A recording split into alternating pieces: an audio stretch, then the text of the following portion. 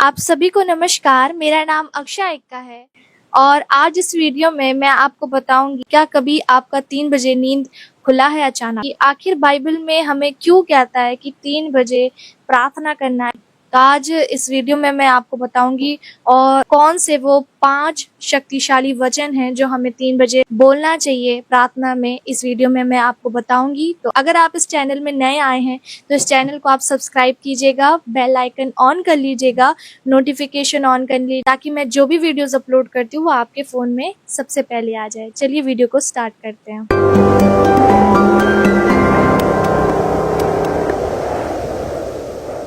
बुरे सपने आए हैं और आपने जब आंखें खोली तो देखा 3 बज रहा है और आपने इस चीज को इग्नोर किया और सोचा कि ये नॉर्मली है और आप फिर दोबारा सो गए। पर इसे नॉर्मली ना समझे। अगर परमेश्वर आपको 3 बजे उठा रहा है, चाहे वो कोई भी कारण हो, चाहे बुरे सपने आ रहे हैं या अचानक नींद खुल रहा है, तो कुछ कारण होता है। दोबारा ना सोए और प्रार्थना में जरूर जाए। तो पहला वचन भजन संहिता 46 का 5 में लिखा है, परमेश्वर उस नगर के बीच में है, वह कभी टलने का नहीं। पांव फटते ही परमेश्वर उसकी सहायता करता है। ये वचन आप उस वक्त जरूर पढ़ें क्योंकि लिखा है पांव फटती परमेश्वर उसकी सहायता करता है। पांव फटना मतलब 4 बजे 3 बजे होता है जब मुर्गे बांग देते हैं, उससे पहले ही ये समय होता है और आप ये वचन जरूर पढ़ें। दूसरा वचन है भजन संहिता 101 का 8 में लिखा है, भोरी भोर को मैं देश के सब दुष्टों का सत्यानाश किया करूंगा, इसलिए कि यहोवा के नगर के सब अनर्थकारियों को नष्ट करूं। आमीन। आपको ये पूरी ताकत के साथ, पूरी शक्ति के साथ आपको ये वचन बोलना है, भोरी भोर को मैं देश के सब दुष्टों को सत्यानाश किया करूंगा। यहाँ पर शैतान के बारे में बात की जा रही है। जब आप उठते हैं तो इस वचन के द्वारा आप शैतान को, उस अंधकार की शक्तियों को जो आकाश में है, आपको आग लगाना है ताकि वो आपके जीवन में जो भी लड़ाई, कर्जा, जो परेशानी आपके जीवन में आई है, आपके फैमिली में आई है, वो सब खत्म हो। जो शैतान ने डाली है वो सब इस वचन के द्वारा नष्ट होने पाए। आमीन। जो तीसरा वचन है वो भजन संहिता 3 अध्याय का 5 में हम देखेंगे। लिखा है, मैं लेटकर सो गया फिर जाग उठा क्योंकि यहोवा मुझे संभालता है। आमीन। परमेश्वर यहाँ वचन में बता रहे हैं कि आप लेटकर सो जाते हैं फिर जाग उठते हैं। परमेश्वर का अनुग्रह है कि आप फिर से दोबारा नए दिन को देख पाते हैं और परमेश्वर आपको संभालते हैं, उस अंधकार की शक्तियों से संभालते हैं। और फिर आगे लिखा है, मैं उन 10,000 मनुष्य से नहीं डरता जो मेरे विरुद्ध चारों ओर पाती बांधे खड़े हैं। चाहे हो सकता है सपने में भी आपको जानवर या इंसान जिनको आप नहीं जानते वो आपको सपने में भी डराते हैं, पीछा करते हैं और आपको शायद मारने के लिए, घात करने के लिए आपके पीछे पड़े रहते हैं। तो आप ये वचन उस वक्त बोल सकते हैं कि मैं उन 10,000 मनुष्य से नहीं डरता, मेरे विरुद्ध चारों ओर पाती बांधे खड़े, जो मुझे घेरे हुए मेरे शत्रु, मैं उनसे नहीं डरता। आप जब ये वचन पढ़ते हैं तो परमेश्वर तो देख ही रहा है, शैतान भी आपको देख रहा है। जब आप ये वचन को बोलते हैं आप उसको पूरे ताकत के साथ इस वचन को बोले ताकि शैतान भी इस वचन को सुने और उसको एहसास दिलाए कि आप उससे नहीं डरते और ना ही शैतान की शक्तियों से और ना उसके बहकावे से आप डरते हो। आमीन। आप सिर्फ डरते हो तो परमेश्वर से डरते हो। फिर आगे हम देखेंगे तो लिखा है 7 में, क्योंकि तूने मेरे सब शत्रुओं के जबड़ों पर मारा है और तूने दुष्टों के दांत तोड़ डाले हैं। जब आप ये वचन पढ़ेंगे तो परमेश्वर वचन के द्वारा कार्य करेंगे और परमेश्वर आपके शत्रुओं के जबड़ों पर ऐसा मारेंगे कि उन दुष्टों के जो दांत हैं वो टूट जाएंगे। आमीन। फिर 8 में लिखा है, उद्धार यहोवा ही से होता है, हे यहोवा तेरी आशीष तेरी प्रजा पर हो। उद्धार यीशु मसीह से होता है।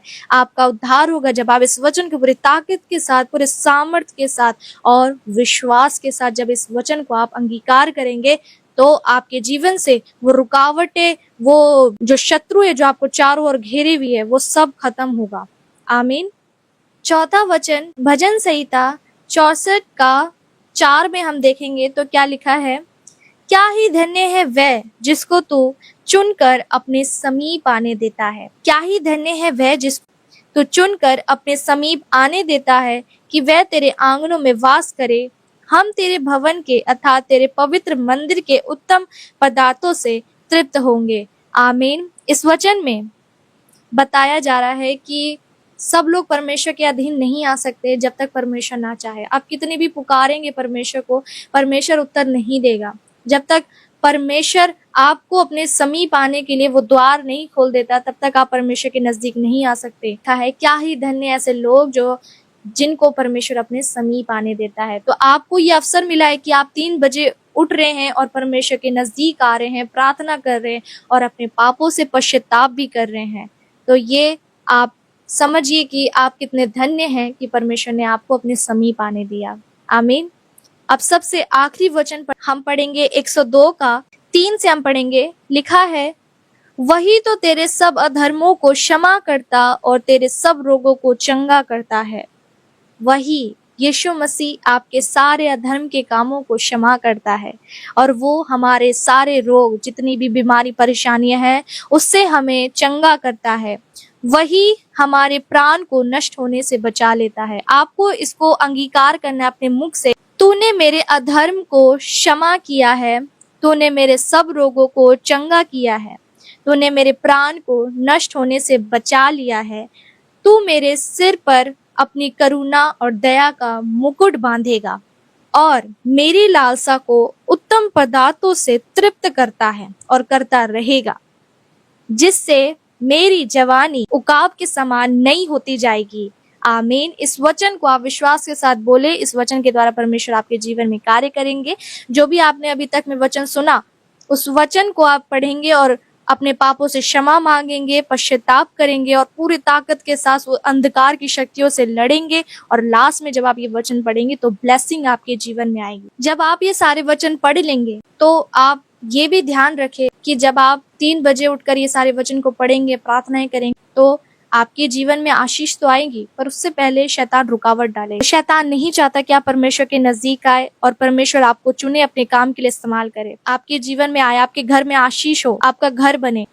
इसलिए जब आप प्रार्थना करेंगे तो उसके बाद रुकावटें होंगी। जैसे आपके घर में लड़ाइयाँ हो सकती है, हो सकता है आपस में कुड़कुड़ाएंगे कुछ लोग और झगड़े होंगे, वाद विवाद होगा, क्रोध उत्पन्न होगा। तो ये घर में ऐसा शैतान माहौल बनाएगा। जब आप परमेश्वर के अधीन आने के लिए जब आप काम करते हैं तो शैतान रुकावट डालता है। तो आप इससे ना घबराएं। जब हम प्रार्थना करते हैं 3 बजे तो इससे क्या क्या फायदा होता है?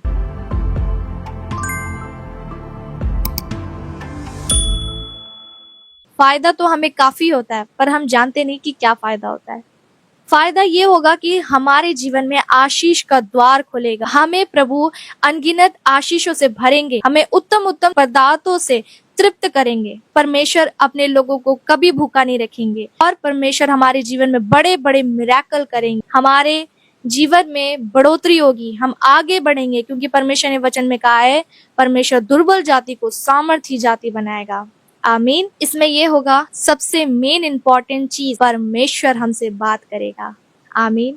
परमेश्वर आपसे बात करेंगे और आपको नई नई बातें बताएंगे। आमीन। तो अगर आप भी चाहते हैं कि परमेश्वर आपसे बात करे और 3 बजे उठकर अपना समय परमेश्वर को देना होगा, आपको नहीं डरना है, आपको बिल्कुल भी नहीं डरना है और आपको प्रार्थना में जाना है और शैतान को दिखा देना है कि मैं उस शैतान से नहीं डरता, ना उसकी शक्तियों से डरता हूँ। आमीन। क्योंकि परमेश्वर ने वचन में कहा है, डरपोक लोग स्वर्ग में प्रवेश नहीं कर सकते, इसलिए आपको डरपोक नहीं बनना है। आमीन। परमेश्वर ने हमें सामर्थ और संयम की आत्मा दी है। आमीन। तो इस वीडियो को आप शेयर जरूर कीजिएगा। परमेश्वर आप सबको आशीष दे और इस वचन के द्वारा परमेश्वर आपको बहुत सारी ब्लेसिंग दे। इस वीडियो को शेयर जरूर कीजिएगा। परमेश्वर आप सभी को आशीष दे और आप मुझे कमेंट में बताइएगा कि आप 3 बजे उठकर कौन सा वचन पढ़ते हैं।